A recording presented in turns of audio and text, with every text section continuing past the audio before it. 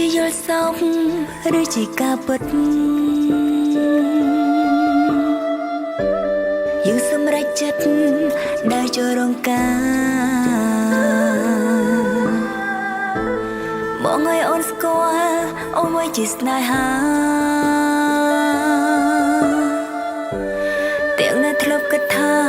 ខ្លួនគ្មានថ្ងៃរៀបការឡើយ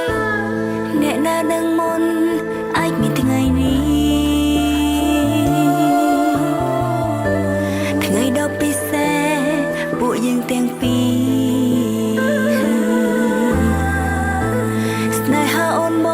កដូចអគ្គិសនី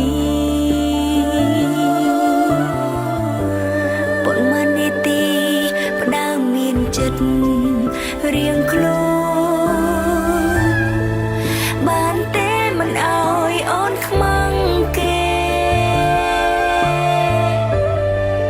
បានទេកុំអោយស្រីផ្សេងមើងងាយអូន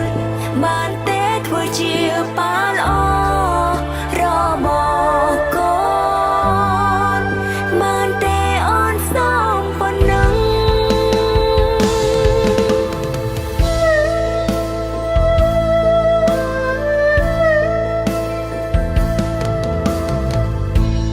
មិននៅថ្ងៃមុខមកប្រែយ៉ាងម៉េចត្រឹមនឹង